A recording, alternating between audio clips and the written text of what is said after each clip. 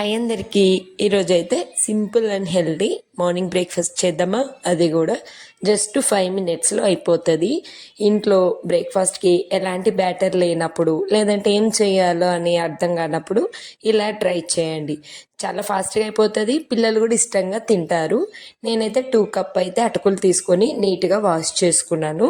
కొంచెం చెత్త ఉంటుంది కాబట్టి నీట్గా వాష్ చేస్తున్నాను. ఎక్కువ వాటర్ వేసి సోక్ చేయకండి, కడిగేసి వెంటనే వాటర్ అంతా తీయండి.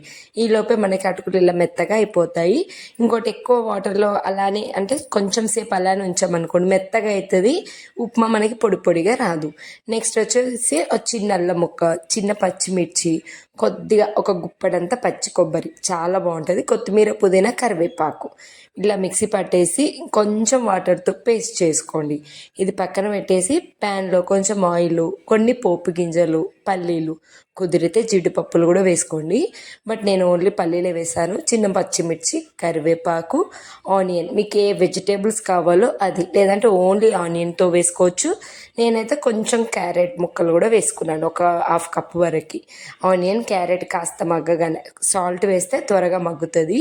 కొంచెం మగ్గిపోగానే మనం ఇందాక మిక్సీ పట్టేసుకున్నాం కదా పచ్చి కొబ్బరి, పచ్చిమిర్చి, కొత్తిమీర, పుదీనా, ఆ పేస్ట్ కూడా వేసేయండి. ఇది పచ్చిగా అంటే పచ్చిదనం పోయేంతవరకు, ఆయిల్ బయటకు వచ్చేంతవరకు సిమ్లో పెట్టేసి మంచిగా కుక్ చేసుకోండి. కొంచెం వాటర్, ఇంకా మనకి మిక్సీలో మిగిలిపోయింది కదా, ఒక 2 స్పూన్స్ అంతే, ఎక్కువ ఏం కాదు. మళ్ళీ ఎక్కువ వాటర్ వేసినా మనకి పొడి పొడిగా రాదు, మెత్తగా వచ్చేస్తుంది. ఈ విధంగా వాటర్ వేసినాక కూడా ఇలా పొడి పొడిగా అయిపోవాలి. ఇప్పుడు చుక్క వాటర్ లేకుండా చక్కగా ఈ విధంగా మనము అటుకులు వేసుకోండి. వాటర్ ఉంటే మెత్తగా వచ్చేస్తుంది. మీకు బాగా మెత్తగా కావాలంటే వాటర్ వేసుకోండి, లేదంటే ఇలా సరిపోతుంది. మంచి పొడి పొడిగా ఉంటుంది, సాఫ్ట్గా కూడా ఉంటుందండి, చాలా బాగుంటుంది. మెయిన్ ఇందులో వచ్చేసి సాల్ట్ ఒకటి కరెక్ట్గా ఉంటే సరిపోతుంది. మీకు ఇంకా కావాలంటే ఏదన్నా లైట్గా స్పైసెస్ కూడా వేసుకోవచ్చు. ఈ విధంగా బాగా మిక్స్ చేసుకున్న తర్వాతకి ఇంకొంచెం సాల్ట్ తక్కువ ఉంది, అలాగే నేను కొద్దిగా కారం ఉంటే బాగుంటుంది అనిపించింది, అందుకే రెడ్ చిల్లీ ఫ్లాక్స్, మీరు కావాలంటే పెప్పర్ వేసుకోవచ్చు.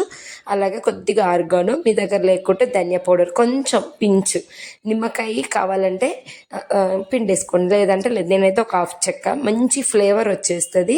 ఈ విధంగా కలిపేసుకొని ఇంకా లాస్ట్ స్టవ్ ఆఫ్ చేసుకోండి. ఇంకా బౌల్లో డిష్ అవుట్ చేసుకోవడమే. చూసారు కదా ఎంత పొడి పొడిగా ఉందో.